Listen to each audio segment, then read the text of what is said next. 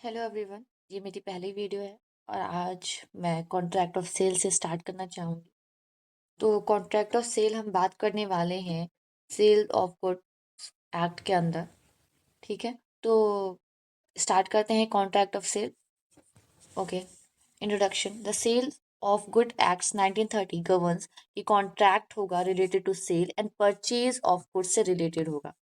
ठीक है, it was enacted to provide a comprehensive legal framework for trade transactions involving movable property, यानी कि sale of goods के act के अंदर हम बात करते हैं मूवेबल गुड्स के बारे में। तो यहाँ पे मूवेबल गुड्स हो सकते हैं, ग्रोइंग क्रॉप्स हो सकती हैं, ग्रासेस हो सकती है, गुडविल हो सकता है, स्टॉक हो सकती है, बट क्या नहीं हो सकते हैं? ठीक है, इमूवेबल प्रॉपर्टी नहीं हो सकती है, मनी या करेंसी नहीं हो सकती है, एक्शनेबल क्लेम्स नहीं हो सकते हैं।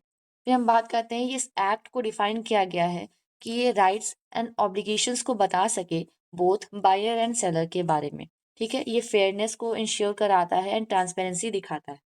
ठीक है, it forms a corner stone of commercial law aiming to promote confidence, है ना, and clarity in business dealing. ठीक है, कि बिजनेस डीलिंग में क्लैरिटी हो और कॉन्फिडेंस को प्रमोट किया जाए, ये इसका एम होता है। ओके, अब हम बात करते हैं कि कॉन्ट्रैक्ट ऑफ सेल का डिफिनेशन एंड स्कोप क्या है। तो under section 4 of sales of good act के अंदर defined a contract of sale, ये एक एग्रीमेंट होता है जहाँ पे सेलर ट्रांसफर करता है और एग्री करता है कि वो अपना ओनरशिप ऑफ गुड ट्रांसफर करेगा बायर को फॉर अ प्राइस के लिए वो अपना ओनरशिप ट्रांसफर करेगा।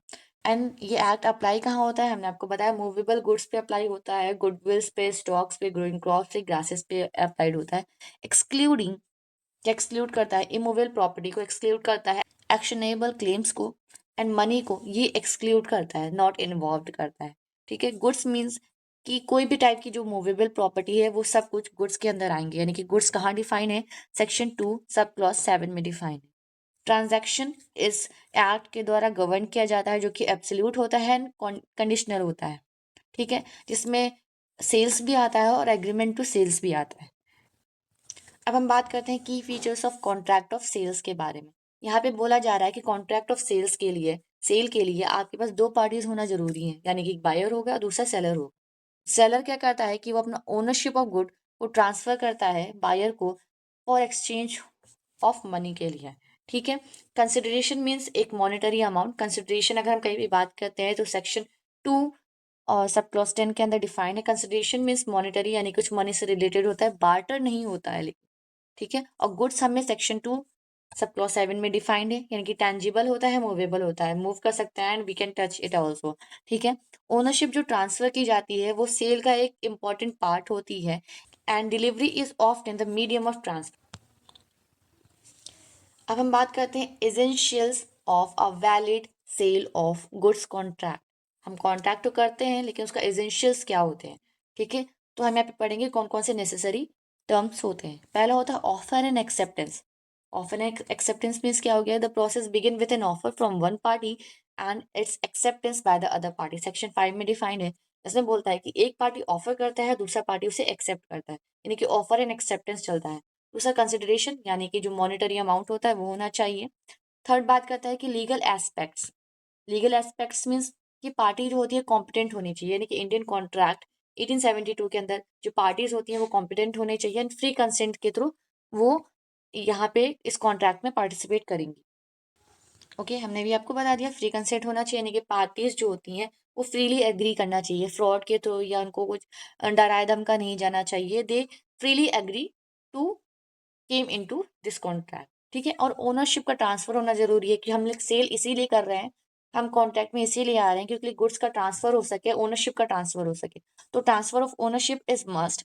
ठीक है, सेलर से बायर की तरफ जाना चाहिए, सेक्शन 18 टू 19 डिफाइन किया गया है। नेक्स्ट टॉपिक हमारा terms and condition in a sale of goods, यानी कि हम गुड्स के सेल में टर्म्स एंड कंडीशन को भी ध्यान में रखेंगे। एक्ट जो होता है वो कंडीशंस एंड वारंटीज के बीच में डिफ्रेंशिएट कराता है। कंडीशन जो कि सेक्शन 12 सब क्लॉज 2 में डिफाइंड है, और वारंटी सेक्शन 12 सब क्लॉज 3 में डिफाइंड है। ओके, यहाँ पे condition are fundamental terms. Conditions जो होती है फंडामेंटल टर्म होती है और इनका ब्रीच अलाउ करता है बायर को कि वो कॉन्ट्रैक्ट को रिपुडिएट कर सके। ठीक है, सेक्शन 12 इस बारे में बात करता है।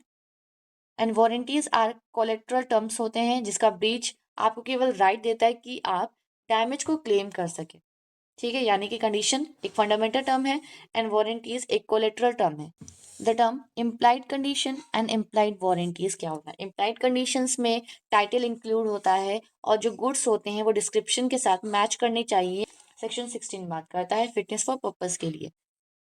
And implied warranties cover possession and freedom from encumbrance. अब हमें मालूम होना चाहिए कि ट्रांसफर ऑफ ओनरशिप के साथ ट्रांसफर ऑफ रिस्क भी होता है। ठीक है, तो हम यहाँ बात करते हैं transfer of ownership and risk. Ownership में क्या बोलता है कि ओनरशिप जो हमारा है 18 to 25 के अंदर सेक्शंस के अंदर हम ओनरशिप के बारे में पढ़ते हैं एंड 26 डील करता है रिस्क से। वैसे ट्रांसफर डील करता है सेक्शन 18 से 30 तक की, जिसमें 27 to 30 ट्रांसफर ऑफ टाइटल के बारे में डील करता है। ठीक है, लेकिन यहाँ पे हम ओनरशिप की बात करें सेक्शन 18 to 25 के अंदर डील करता है। ठीक है, depending on whether the goods, किस पे डिपेंड करता है कि गुड्स कैसे हैं, स्पेसिफिक है, असरटेन्ड है या अनअसरटेन्ड है। ठीक है, फॉर स्पेसिफिक गुड्स के लिए ओनरशिप ट्रांसफर्स की जाती है जब पार्टीज इंटेंड, और वाइल फॉर अनसर्टेन गुड के लिए ठीक है it transfers upon appropriation. Risk के बारे में हम बात करते हैं तो section 26 deals about risk. Risk means क्या होता है कि ओनरशिप के साथ साथ रिस्क भी ट्रांसफर होता है जब तक अदरवाइज एग्रीड नहीं किया गया हो तब तक।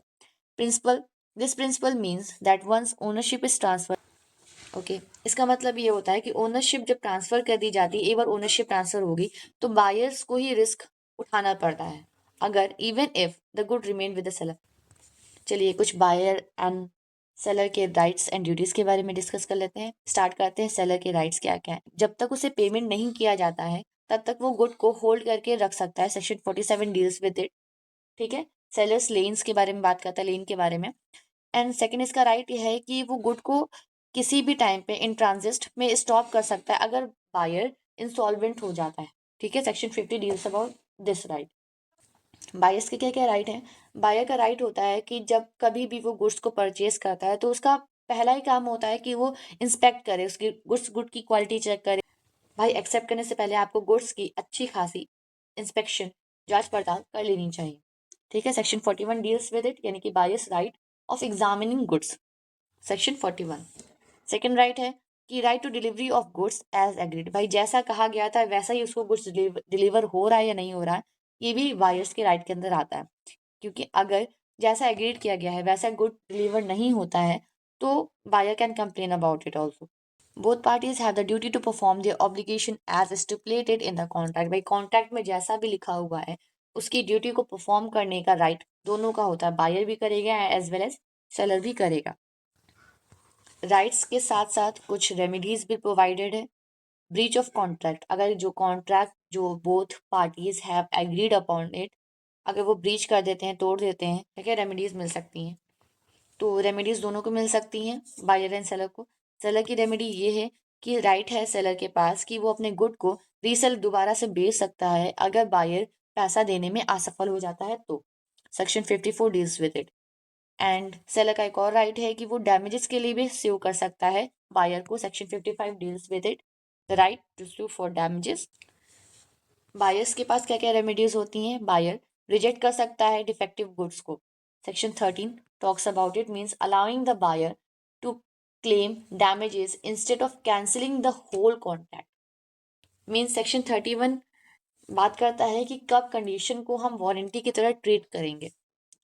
सेकेंड राइट रेमेडीज जो बायर को मिली है कि वो स्पेसिफिक परफॉर्मेंस के लिए स्यू कर सकता है सेलर को।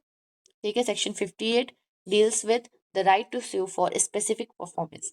These remedies aim to compensate for loss and sure contractual fairness. भाई कॉन्ट्रैक्ट अगर बना रहे हैं तो उसका पालन भी करना चाहिए, तो कॉन्ट्रैक्चुअल फेयरनेस के बारे में भी इंश्योर कराता है।